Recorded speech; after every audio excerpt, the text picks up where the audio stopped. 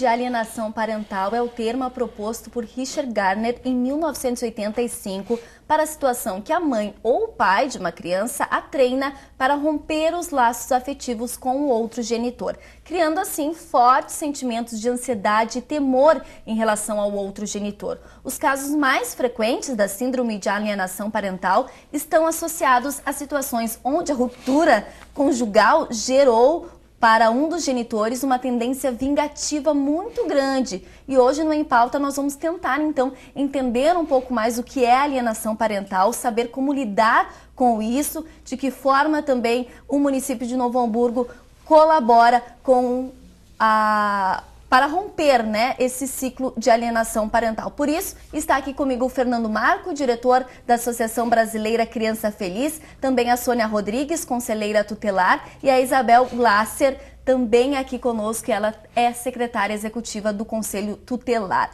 Como eu falava, então, no início aqui na nossa abertura, alienação parental. Eu expliquei bem rapidamente o que é o tema. Gostaria, Fernando, que ampliasse o que é alienação parental. A Lei 12.318, ela conceitua muito bem no seu artigo 2º, até eu trouxe aqui uma cópia, E ali diz que considera-se ato de alienação parental a interferência na formação psicológica da criança ou do adolescente promovida ou induzida por um dos genitores, pelos avós ou pelos que tenham a criança e adolescente sob sua autoridade, guarda ou vigilância, para que repudie genitor ou que cause prejuízo ao estabelecimento ou à manutenção de vínculos com este. Então, esse é um conceito que vem nessa lei, que é uma lei nova, ela é uma lei de 2010, E essa lei é resultado de uma grande batalha nossa, da Associação Brasileira Criança Feliz, de diversas associações e grupos vinculados à luta contra a alienação parental, que no nosso entendimento causa graves sequelas psicológicas no futuro adulto, quer dizer, isso vai se construindo dentro da criança e adolescente, primeiro um sentimento de revolta, interfere na autoestima, pode levar mais tarde, inclusive, a episódios de drogadição. Então, por quê? Porque se rompeu a convivência com um dos genitores. De que forma é feita com que ações é feita essa alienação parental? Ela normalmente é brusca ou são pequenas palavras no dia a dia? Ela é aquele conjunto de frases que vão desqualificando o outro genitor. Quando há, por exemplo, uma separação, quando há um litígio entre o casal, muitas vezes a mãe desqualifica o pai na frente da criança e vice-versa, E nesse processo, a única pessoa prejudicada é a criança. A criança é utilizada nesse momento como instrumento de vingança, E é uma prática que, além de abominável, além de uma coisa assim que a gente trabalha contra isso, o resultado disso tudo é muitas vezes essa violência que a gente vê na sociedade. Então, quando se apontam as causas da violência, da questão da criança e adolescente, do problema da drogadição, E aí nós temos dados alarmantes, como, por exemplo, os dados da fase, que a maioria, se não a totalidade dos internos, não tem convivência com o pai. Então, essa questão da figura, principalmente do pai, muito embora a gente sempre frisa que nós não somos uma sociedade, uma associação de pais, de homens, do sexo masculino, porque a alienação ela é praticada tanto pelo pai quanto pela mãe. Na realidade, uma boa parte dos casos que nos vêm, que nos chegam, são casos de pais que estão desesperados porque não conseguem conviver com seus filhos, que muitas vezes estão impedidos, que a mãe impede, que muitas vezes a mãe muda de endereço, muda de residência sem comunicar ao pai, e leva consigo a criança. E aí isso por si só causa um problema muito grande, principalmente, como a gente sempre frisa, para a criança, para o adolescente. E não era de se ter um apoio psicológico para essas crianças? Na realidade, E talvez até para os pais que estão praticando isso. Na realidade, é necessário um acompanhamento psicológico. Mas essa palavra, a síndrome da alienação parental, é um estudo novo. Ele veio, como tu falaste, aí, em 1984. Se encontrou o nome, se fez um diagnóstico do problema, mas não se tem uma extensão, até porque isso quem pode falar, quem tem autoridade para falar é um técnico da área, né? Claro. Seria uma pessoa da psicologia. Mas é inegável que esse vínculo, quando é rompido, ele causa, né, graves consequências para a criança, para o adolescente. Isso a gente pode ver depois, mais tarde, porque não tem aquela figura, a figura paterna, né, e também não tem a figura materna, porque vai chegar um determinado momento em que o adolescente lá, o adulto, ele vai se dar conta de que ele sofreu, né, essa alienação, ou ele sofreu nesse processo a falta de convívio com o pai, e muitas vezes ele se rebela com a mãe ou vice-versa. Sim. Né? Bom, e de que forma o Conselho Tutelar pode apoiar aquele pai que não está conseguindo, de repente, conversar com o seu filho, né? Não consegue essa proximidade, ou apoiar essa criança que está sofrendo com alienação, Sônia? Então, o Conselho Tutelar convive quase que diariamente com esses casos que nos chegam pedindo até assim por socorro. Uhum. Que o meu filho não me obedece mais, eu não sei o que eu faço com meu filho.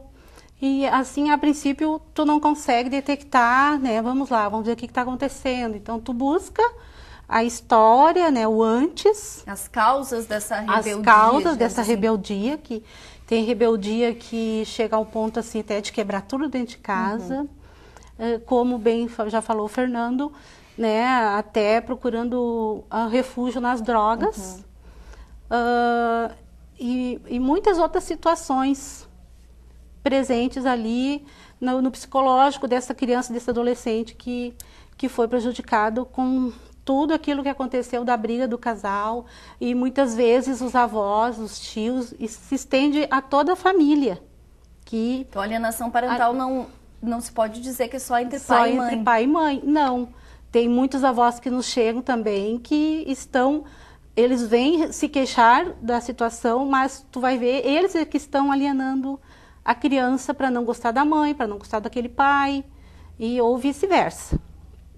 Então, essa situação chega, a gente, assim, no conselho, não tem aquela atitude precipitada de é isso e vamos fazer. A gente tem que tentar entender todo o contexto, né, da família. Entramos com orientações, aconselhamento. Normalmente vem um sozinho, então a gente busca, né, ouvir a outra parte, ouvir a criança, ouvir o adolescente. Nós temos no conselho a psicóloga Lila, muito importante nesse trabalho. Então, dependendo da situação que a gente percebe a necessidade, é encaminhado a psicóloga Lila, a nossa psicóloga do Conselho Tutelar.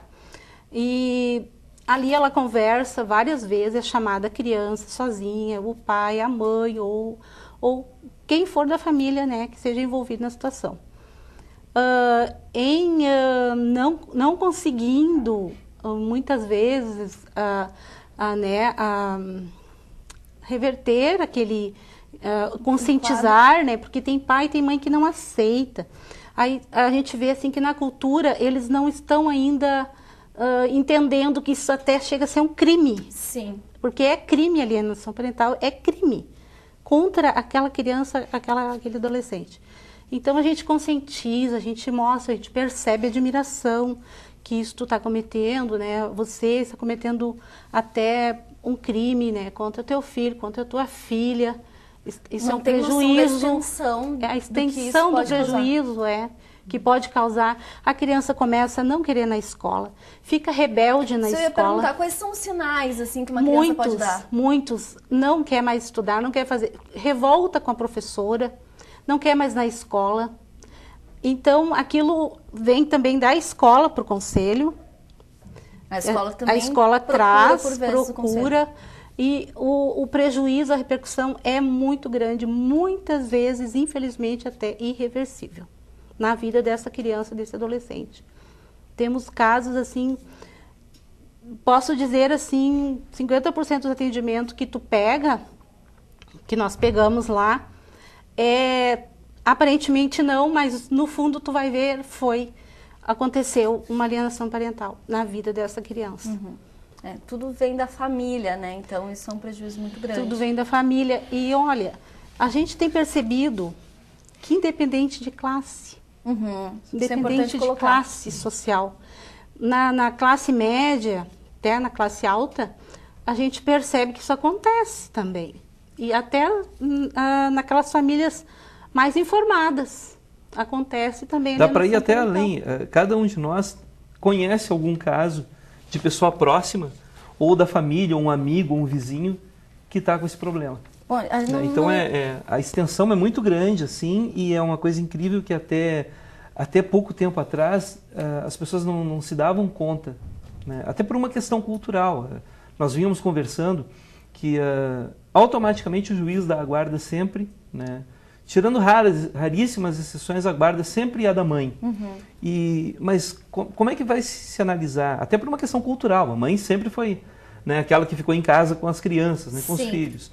Mas como é que um juiz e hoje pode... em dia já não é bem assim, Exato. né? Como é que ele Mas, pode enfim, definir isso de plano, assim, lá numa sentença, que definir que a mãe tem mais condições financeiras, psicológicas, né, para cuidar desse filho, né?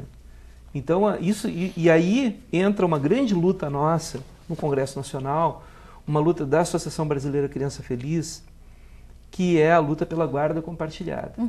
Que o que é a guarda compartilhada? A guarda compartilhada, ela nada mais é do que um acordo entre os dois. Mas quando não há acordo?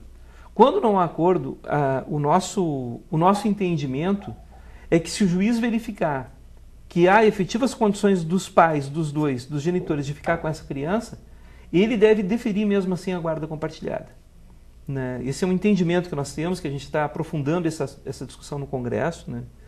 E aí nós temos o nosso presidente, que é o presidente nacional da Associação Brasileira Criança Feliz, que esteve nessa luta muito acirrada no dia 3, 4 e 5 de abril, agora, fim de semana passado, no estado do Rio de Janeiro, no nosso 3º Congresso Nacional de Alienação Parental, de combate à alienação parental. Então nós tivemos que foi o primeiro em 2012 na cidade de Porto Alegre, o segundo ano passado na cidade de Natal, capital do Rio Grande do Norte, e esse ano foi no Rio de Janeiro. E essa é uma luta que nós estamos implementando ela atualmente em 18 estados do Brasil.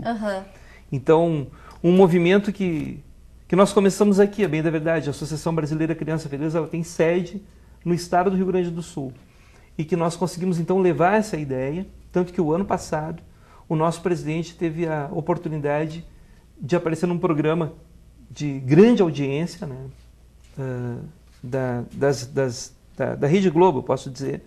E ali Rede Nacional, abordando esse assunto, né, num programa fantástico, com atores, com atrizes de uma novela que havia um caso desses de alienação parental na novela.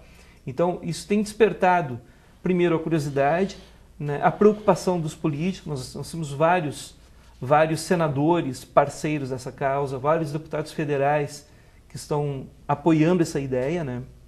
E também, Jânia, no nosso município de Novo Hamburgo, nós temos a nossa lei, que é a Lei 2.444, de 2012, que institui no âmbito do município a Semana de Combate à Alienação Parental. É isso que a gente vai saber daqui a pouquinho. Exatamente. Então, daqui a pouco a gente aborda esse assunto, né? Bom, nós vamos então ao intervalo, em seguida a gente volta falando mais sobre isso. Também quero falar um pouquinho mais sobre a lei da alienação parental.